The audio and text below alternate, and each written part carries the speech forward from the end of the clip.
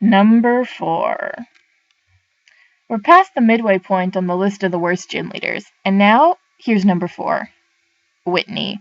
She's the leader of the Goldenrod Gym in Johto, and as a trainer of normal types, gives out the plain badge to trainers who defeat her. There are many things that bother me about Whitney. Her gym is shaped like a Clefairy, for starters.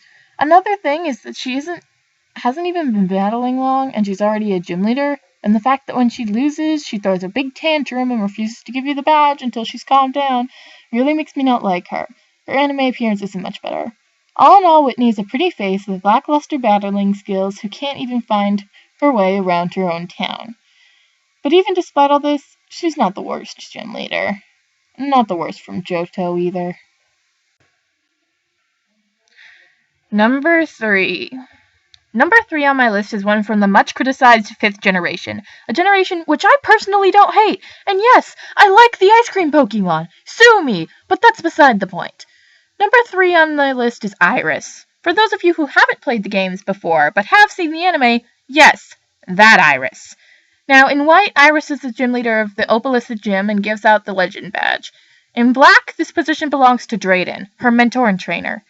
Now to start on Iris. She is not only a position in the anime, but in the games as well. In the anime, she's the female traveling companion of Ash and Unova, replacing Dawn, who was the female traveling companion in Sinnoh. She is all in all one of the worst female traveling companions of Ash I've ever seen, but not the worst. She's a trainer of dragon types and isn't that great, but she also is afraid of ice types. I understand that you love dragon types, and ice types are their weakness, but God, Iris, suck it up! Anyway, in the games, she has a spot, as many of the anime characters do, but I really don't think she's deserving of the position. As the last gym leader, her anime team was changed and evolved some to make her strong enough, but even so, I never really liked her. Along with still needing to be mentored by Drayden, she just never really interested me. I played Black version, so I got Drayden as my 8th gym leader, who I believe is great at it. And then in Black 2 and White 2, just 2 years after the happenings of Black and White, Iris is the champion of Unova. She trains 2 more years and suddenly replaces Alder as the champion? When Alder retired, if anything, Drayden should have taken over. After Iris' promotion, Drayden became the sole holder of the Legend Badge, which is a good thing. But now it's only gym number 7, the 8th gym now being Marlin's, which is a water-type gym. Now look, I know that Pokemon loves to put characters from the anime into the game somehow, but now they make one of Ash's buddies the champion? I mean, come on, Brock and Misty were so much better, and they are forever gym leaders. May and Dawn are the female trainer sprites for their respective generations. Silent is the gym leader in one game. For God's sakes, why? Why would they make Iris the champion? If you want to pull just anime watchers over to the games, then do it a different way. Iris is in no way qualified to be the champion, and she isn't a great gym leader either. So that's why she made number 3 on the list. Number 2. Number 2 on my list is also from the 5th generation. Number 2 on my list is shared by 3 people. Silent, Chili, and Cress. And again, for all you anime people, yes, that's Silent. Silent and his brothers are gym leaders of the Striaton Gym in Black and White and give out the Trio Badge to trainers who beat them. They're the first gym leaders you face in the game, and whichever one you face depends on which starter you picked, as each of them trains one of the starter types.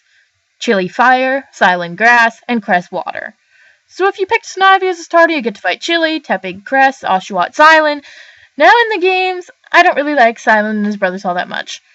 For the only reason they're there in the first place is to make you go to the Dream Yard so that you can catch Pansear, Panpour, or Pansage to beat whichever gym leader you get and get the badge. But it's the anime appearance of these 3 that bugs me the most. Chili and Cress only appear a few times in the anime, but Silent is a different story. Now, for those of you who've watched the anime for a longer time than just the Black and White part of it, you remember Brock, right? Brock has almost always been there in the anime. He was funny and awesome and a great friend to have on your side. So when you take this away and you replace it with this, you make the world angry. I mean, come on, you already changed Ash's hat, Pokemon, and the girl he travels with every time he goes to a new region. You can't take Brock away too. Pokemon already did that once for a brief time when they traveled with freaking Tracy Sketchit, and now that didn't work out well at all. So now you try and do it again and take out one of the only good characters left on the show? Why? Just why? So what if the characters in the anime aren't all in the game? It's not so bad if they're not. Pokemon is so desperate to keep the whole watch these guys in the anime and you want to fight them in the game thing that they don't see how much people hate it.